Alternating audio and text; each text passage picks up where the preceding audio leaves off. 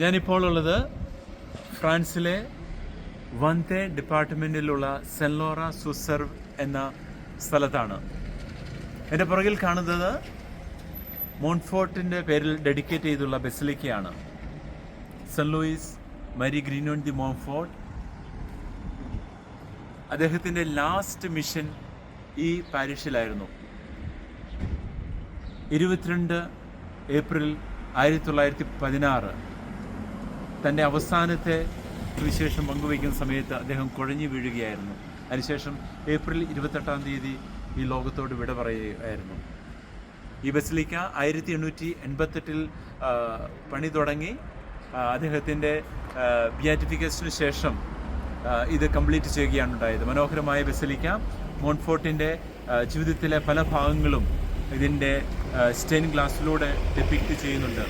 ഇവിടെ ധാരാളം വിശ്വാസികൾ വന്ന് പ്രാർത്ഥിച്ച് വിശുദ്ധ മോൺഫോർട്ടിൻ്റെ മധ്യസ്ഥം തേടി അനുഗ്രഹങ്ങൾ പ്രാപിച്ചു പോകുന്ന ഒരു ബസിലിക്കയാണ്. ഈ ബസിലിക്കയിലേക്ക് നമുക്ക് കടക്കാം.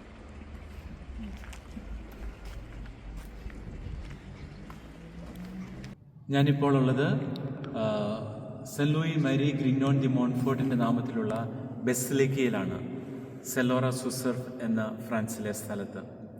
മോൺഫോർട്ട്, ഇന്ന് മോൺഫോർട്ടിൻ്റെ ഓർമ്മ നമ്മൾ ആചരിക്കുകയാണ്. 1716 ആണ് മോൺഫോർട്ട് ഈ ലോകത്തോട് വിട പറഞ്ഞത്. അദ്ദേഹം വെറും 43 വയസ്സ് മാത്രം ജീവിച്ച് കടന്നുപോയ ഒരു വിശുദ്ധനാണ്. വെറും 43 വർഷത്തിനുള്ളിൽ തന്നെ അദ്ദേഹം 200-ലധികം മിഷൻ പ്രീച്ച് ചെയ്യുകയും ഒത്തിരിയേറെ ആളുകളെ ദൈവത്തിലേക്ക് അടുപ്പിക്കുകയും ചെയ്തു. കർത്താവിലേക്കുള്ള ഏറ്റവും എളുപ്പവും ഏറ്റവും ഹ്രസ്വ വഴി മറിയത്തിലൂടെ ആണ് എന്ന് നമുക്ക് കാണിച്ചു തന്നുകൊണ്ട് ടോട്ടൽ കോൺസെക്രേഷൻ എന്ന കോൺസെപ്റ്റ് നമുക്ക് തരികയുണ്ടായി. അതായത് മാതാവിലൂടെ നമ്മൾ പൂർണ്ണമായും സമർപ്പിക്കുമ്പോൾ തീർച്ചയായിട്ടും നമുക്ക് യേശുവിൽ എത്തിച്ചേരുവാനും യേശുവിനോടുകൂടെ പരിപൂർണത പ്രാപിക്കുവാനുമായിട്ട് സാധിക്കുമെന്ന് കാട്ടിത്തന്ന വിശുദ്ധനാണ്. അദ്ദേഹം തൻ്റെ 16 വർഷത്തിനുള്ളിൽ ഒത്തിരിയേറെ മിഷൻ പ്രീച്ച് ചെയ്തപ്പോൾ ഒത്തിരിയേറെ അത്ഭുതങ്ങൾ പ്രവർത്തിക്കുകയുണ്ടായി. മൾട്ടിപ്ലിക്കേഷൻ ഓഫ് ദ ബ്രെഡ്, അതായത് അപ്പം വർദ്ധിപ്പിച്ചു, രോഗികളെ സുഖപ്പെടുത്തി, കൺഫ്യൂഷൻ വന്നവരെ സൗഖ്യപ്പെടുത്തിക്കൊണ്ട് അവരെ മൊത്തത്തിൽ സഭയിലേക്ക് ആനയിക്കുകയും ചെയ്തു. ഒത്തിരിയേറെ സുവിശേഷ പ്രഘോഷണത്തിലൂടെ അനേകം ആത്മാക്കളെ ദൈവത്തിന് വേണ്ടി നേടുവാനായിട്ട് സാധിച്ചു. അദ്ദേഹത്തിൻ്റെ അവസാന മിഷൻ 200 മിഷൻ പ്രസംഗിച്ചതിൽ ഏറ്റവും അവസാനത്തെ മിഷൻ ഇതേ സ്ഥലത്തായിരുന്നു, ഇതേ ചാപ്പൽ വെച്ചായിരുന്നു. ഏപ്രിൽ മാസം 22-ാം തീയതി 1716 ഇവിടെ മിഷൻ പ്രീച്ചിങ്ങിന് വേണ്ടി വന്നപ്പോൾ അന്ന് ബിഷപ്പും ഇവിടെ വരുന്നുണ്ടായിരുന്നു. അതിനുവേണ്ടി എല്ലാവരെയും ക്രമീകരിച്ച് വളരെ പ്രിപ്പറേഷനൊക്കെ ചെയ്തതിന് ശേഷം അദ്ദേഹം വളരെ രോഗബാധിതനായി. പിന്നെ അവസാന വിശുദ്ധ കുർബാനയുടെ ആഘോഷത്തിൽ ബിഷപ്പ് പറഞ്ഞു, മോൺഫോർട്ട് ആണ് സന്ദേശം തരേണ്ടത് എന്ന്. അങ്ങനെ മോൺഫോർട്ടിൻ്റെ അവസാനത്തെ പ്രസംഗം പുൾപിറ്റിൽ വെച്ചായിരുന്നു. അത് കർത്താവിൻ്റെ സ്നേഹത്തെക്കുറിച്ചായിരുന്നു.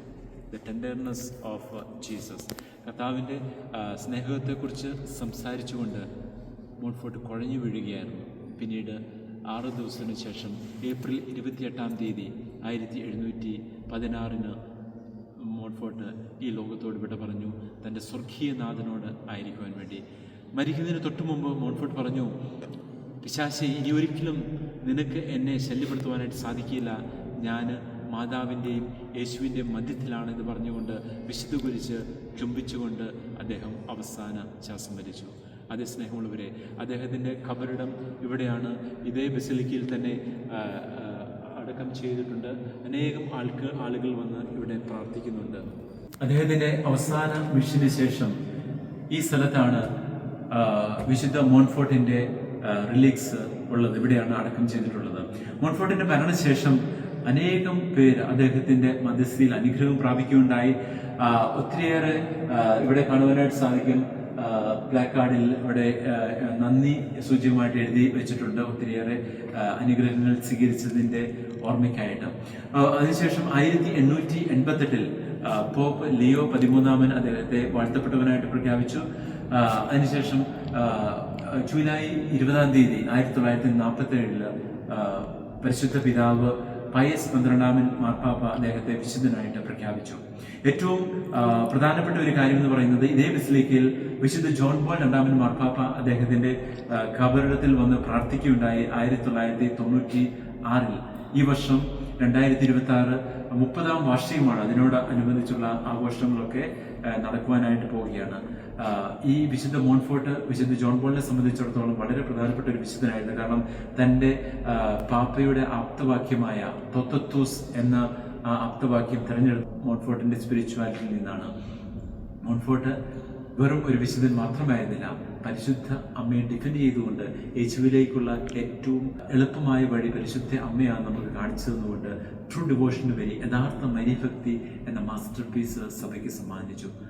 43 ഭാഷകളിലധികം ട്രാൻസ്ലേറ്റ് ചെയ്തുകൊണ്ട് ട്രൂ ഡിവോഷൻ്റെ മേരി ടോട്ടൽ കോൺസെക്രേഷൻ എന്ന തീമിലൂടെ അനേക കാര്യങ്ങളെ ഇന്നും സഭയിലേക്കും കർത്താവിലേക്കും ആകർഷിക്കുന്ന ആ വിശുദ്ധൻ ഇന്ന് എല്ലാ മനുഷ്യ ഹൃദയങ്ങളും ജീവിക്കുന്നുണ്ട്. ഇന്ന് മോൺഫോർട്ടിന്റെ ഫീസ്റ്റ് ആഘോഷിക്കുന്ന ഈ അവസരത്തിൽ നിങ്ങളുടെ എല്ലാവരുടെയും നിയോഗങ്ങൾ വിശുദ്ധ മോൺഫോർട്ടിന്റെ കർപ്പിടത്തിങ്കിൽ സമർപ്പിച്ചുകൊണ്ട് പ്രത്യേകമായിട്ട് പ്രാർത്ഥിക്കുകയാണ്. ഈ വിശുദ്ധന്റെ മധ്യസ്ഥൻ നിങ്ങൾ എല്ലാവരുടെ കൂടെ ഉണ്ടായിരിക്കട്ടെ. നമ്മുടെ കർത്താവ് ഈശോമിശിഹായുടെ കൃപയും പിതാവായ ദൈവത്തിന്റെ സ്നേഹവും പരിശുദ്ധാത്മാവിന്റെ സഹവാസവും നിങ്ങൾ എല്ലാവരുടെ കൂടെ ഉണ്ടായിരിക്കട്ടെ, ഇപ്പോഴും എപ്പോഴും എന്നേക്കും. ആമേൻ.